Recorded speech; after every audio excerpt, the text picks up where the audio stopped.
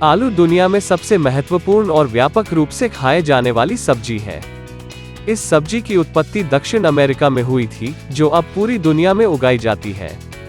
इसका वैज्ञानिक नाम सोलानम ट्यूबरोसम है, जिसे सब्जियों का राजा कहा जाता है। देश में आलू की खेती 300 साल से भी ज्यादा समय से की जा रही है।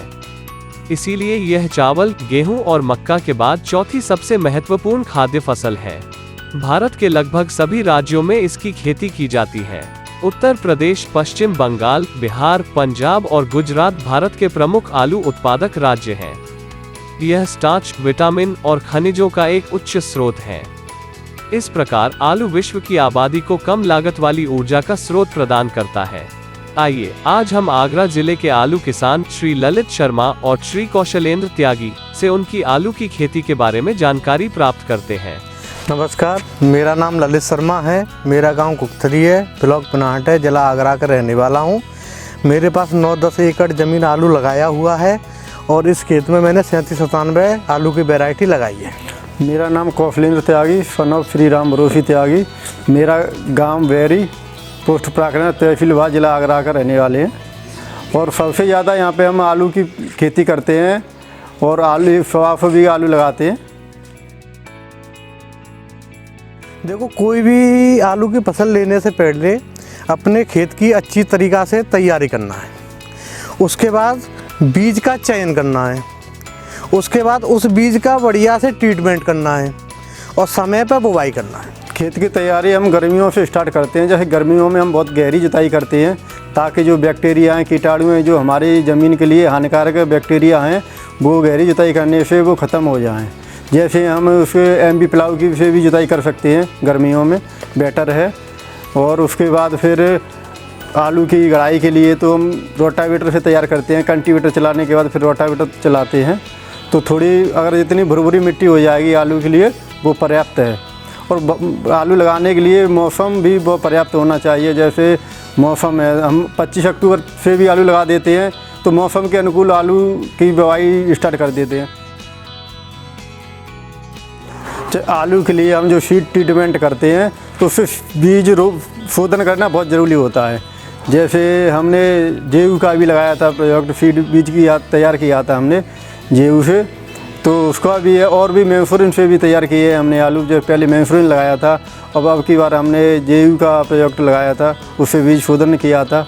तो बीज शोधन से होता है कि जो बीज के अंदर जो बैक्टीरिया हैं तो उससे आराम मिलता है, तो उसमें रोग प्रतिरोधक क्षमता उसकी बढ़ जाती है। इस बार डीएपी की काफ़ी किल्लत रही बुवाई के समय। तो हमने यूट्यूब पे इकोमैक्स के बारे में सुना था, तो हमने 40% डीएपी कम करके इनका इकोमैक्स लगाया। फिर भी खेत में कहीं भी आपको देखिए डीएपी की कमी महसूस नहीं होगी। आलू खेती के लिए डीएपी पहले हम लगाते थे, 5 कट्टे डीएपी लगाया था हमने पहले।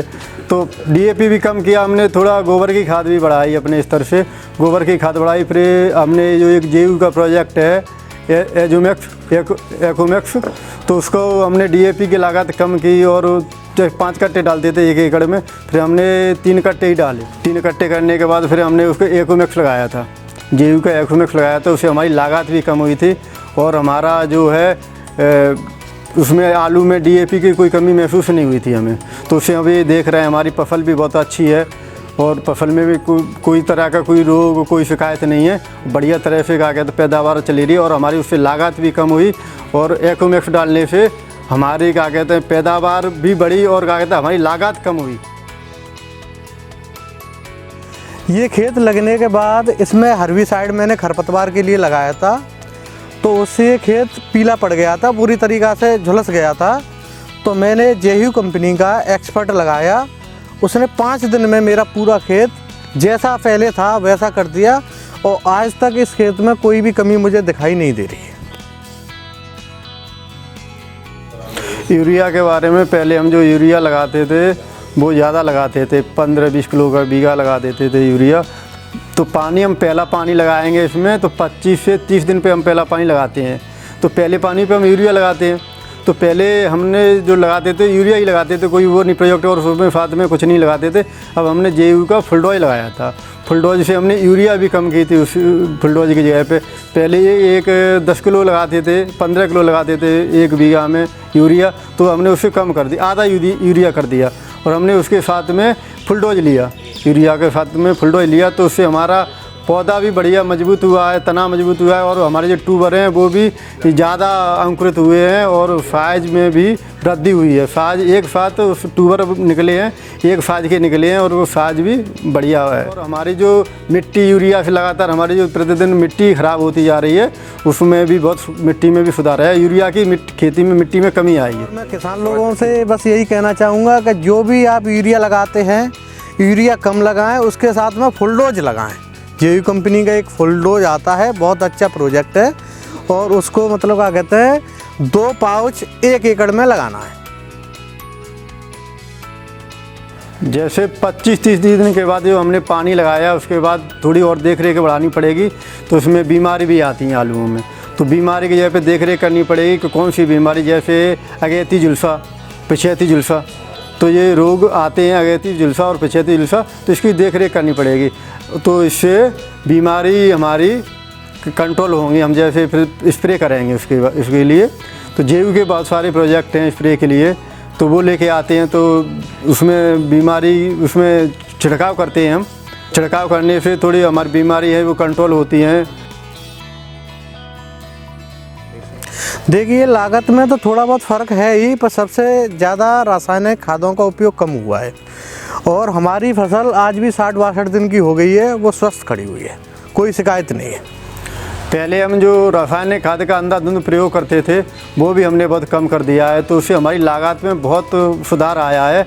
तो 2 साल से हम जुड़े हैं, 2-3 साल से जुड़े हैं JU की कंपनी से, तो उसके प्रोजेक्ट डाले हैं, तो वो जैविक भी है। तो रासायनिक खाद कम करने से हमारे जो जैविक खाद का हम प्रयोग करते हैं, तो इससे हमारी मिट्टी भी सेहत भी बहुत बढ़िया रहती है, और इससे हम लागत भी हमारी कम हुई है और पैदावार में भी वृद्धि हुई है। तो एक तो हमारी इससे लागत कम हुई और पैदावार बढ़ी, तो हमारी आय बढ़ी। तो हम सभी किसान भाइयों से ये संदेश देना चाहते हैं, रासायनिक खाद का प्रयोग कम करें, जिससे हमारी मिट्टी भी सुरक्षित रहेगी, तो हमारा स्वास्थ्य भी सुरक्षित रहेगा। तो हम आगे के लिए जैविक खाद का प्रयोग ज़्यादा करें, और सभी किसान भाइयों को बहुत बहुत धन्यवाद। हम श्री ललित शर्मा जी और श्री कौशलेंद्र त्यागी जी दोनों का धन्यवाद करते हैं, जिन्होंने हमारे दर्शकों व देश के सभी कृषक मित्रों के साथ आलू की खेती पर बहुमूल्य जानकारी साझा करी।